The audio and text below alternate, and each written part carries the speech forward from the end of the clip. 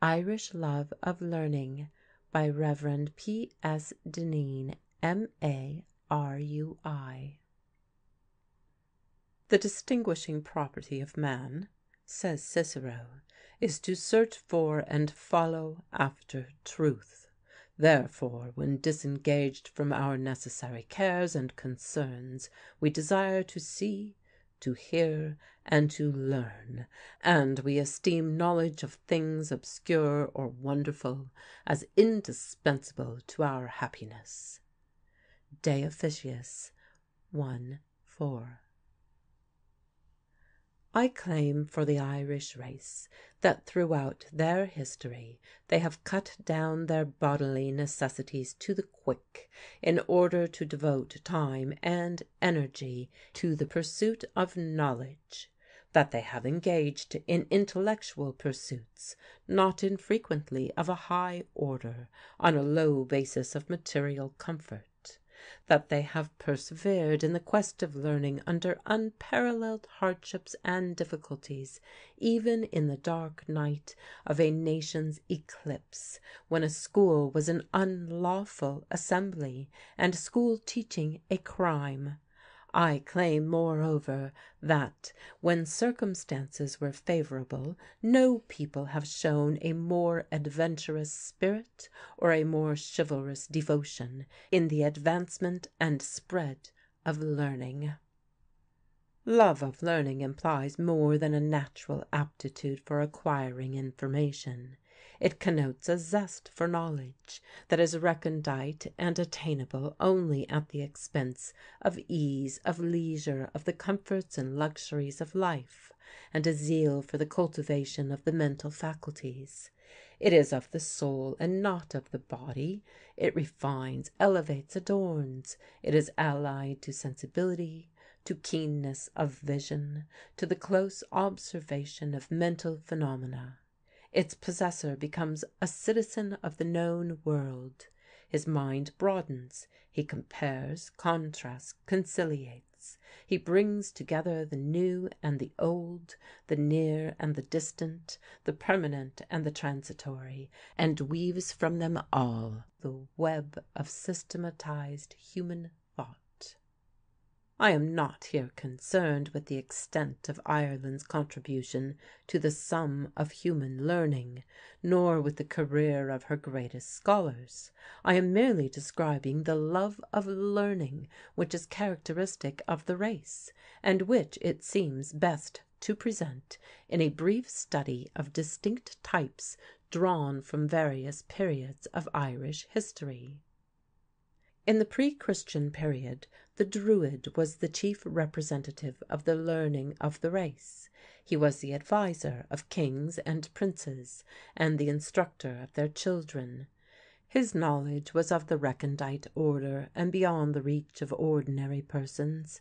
The esteem in which he was held by all classes of the people proves their love for the learning for which he stood. Patrick came, and with him came a wider horizon of learning and greater facilities for the acquisition and diffusion of knowledge. Monastic schools sprang up in all directions, at Clonard, Armagh, Clonmacnoise, Bangor, Lismore, Kildare, Innisfallen. These schools were celebrated throughout Europe in the earlier Middle Ages, and from the 5th to the 9th century Ireland led the nations of Europe in learning and deserved the title of the Island of Saints and Scholars. Our type is the student in one of these monastic schools. He goes out from his parents and settles down to study in the environs of the monastery. He is not rich. He resides in a hut. His time is divided between study, prayer, and manual labor. He becomes a monk, only to increase in devotion to learning and to accentuate his privations. He copies and illuminates manuscripts. He memorizes the Psalms. He glosses the Vulgate Scriptures with vernacular notes. He receives ordination, and, realizing that there are benighted countries 10 times as large as his native land beyond the seas, and burning with zeal for the spread of the gospel and the advancement of learning, sails for Britain, or passes into Gaul, or reaches the slopes of the Apennines or the outskirts of the Black Forest.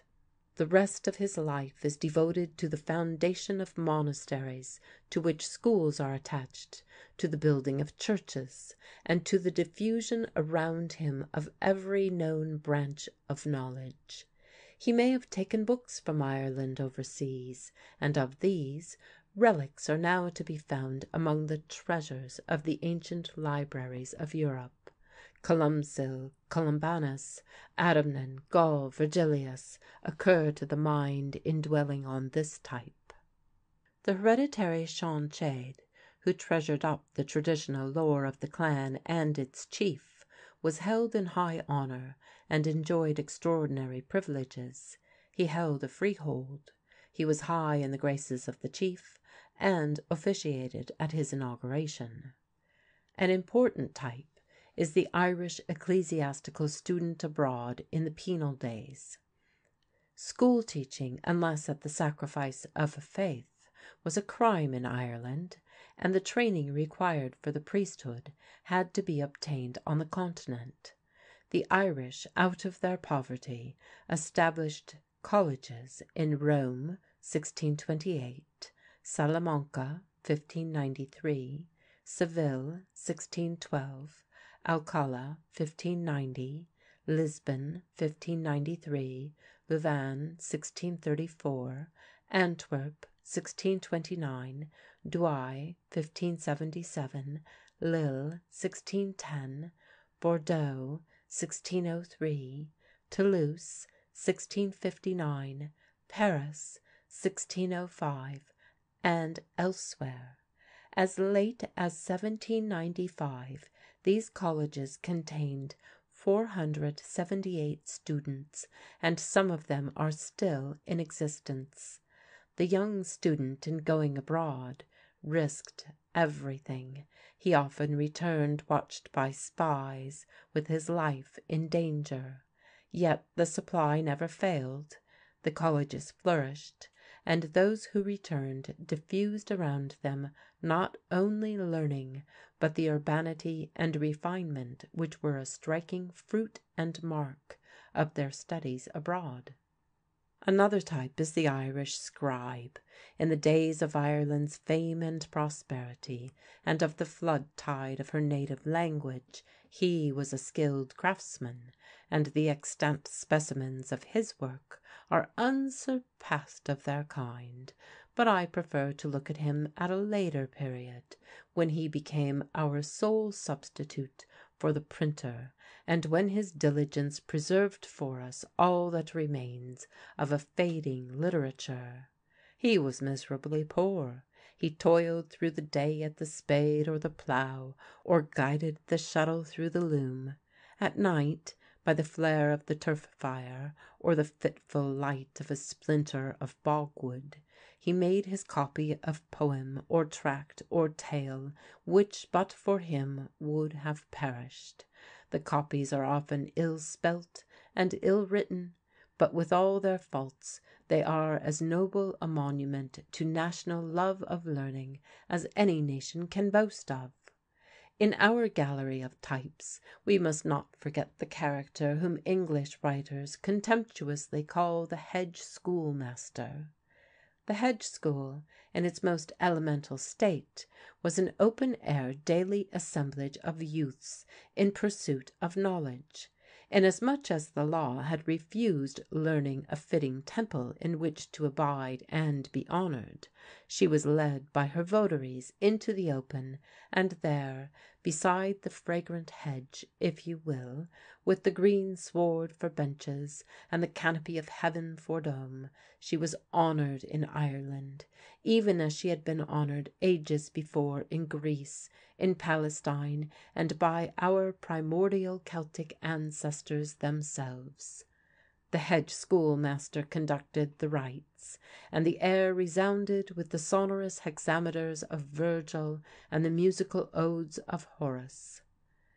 In the Irish-speaking portions of the country, the head schoolmaster was often also a poet, who wrote mellifluous songs in Irish, which were sung throughout the entire district, and sometimes earned him enduring fame. Ewan Ruaidh O'Sullivan and Andrew McGrath, called An Mangar Sugach, or the Jolly Pedlar, are well-known instances of this type.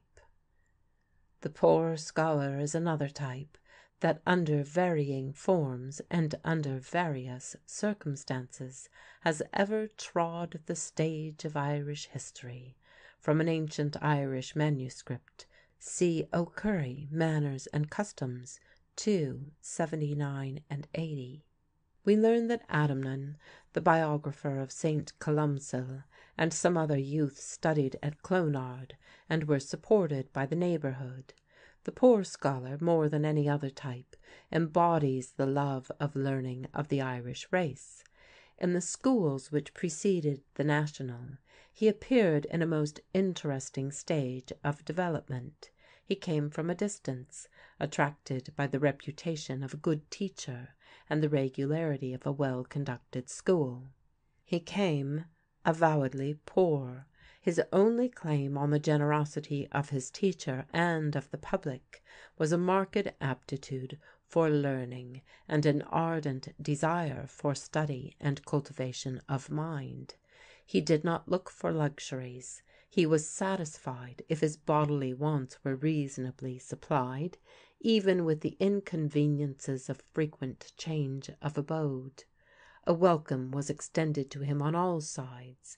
His hosts and patrons honoured his thirst for knowledge and tenacity of purpose. He was expected to help the students in the house where he found entertainment, and it may not have been unpleasing to him on occasion to display his talents before his host.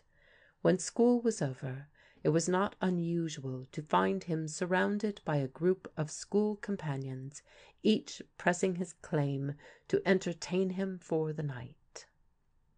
Despite the hospitality of his patrons, the poor scholar often felt the bitterness of his dependent state, but he bore it with equanimity, his hand ever eagerly stretched out for the prize of learning. What did learning bring him? Why was he so eager to bear for its sake all the thousand aches that patient merit of the unworthy takes? Sometimes he became a priest, sometimes his life was purposeless and void, but he was ever urged onward by the fascination of learning and of the cultivation of the nobler part of his nature. As might have been expected, the Irish who have emigrated to the American and Australian continents have given touching proof of their devotion to the cause of learning. I have space only for a few pathetic examples. An Irish workman in the United States, seeing my name in connection with an Irish dictionary, wrote to me a few years ago to ask how he might procure one, as, he said, an Italian in the works had asked him the meaning of Erin go bragh, and he felt ashamed to be unable to explain it. A man who, at the age of 3, had emigrated from Clare in the famine time, wrote to me recently from Australia in the Irish language and character. An old man named John O'Regan of New Zealand, who had been 12 years in exile in the United States and 48 on the Australian continent, with failing eyesight, in a letter that took him from January to June of the year 1906 to write, endeavoured to set down scraps of Irish lore which he had carried with him from the old country and which had clung to his memory to the last. "In my digging life in the quarries," he says, "books were not a part of our swag, prayer book excepted. In 1871, when I had a long seat of work before me, I sent for McCurtain's dictionary to Melbourne.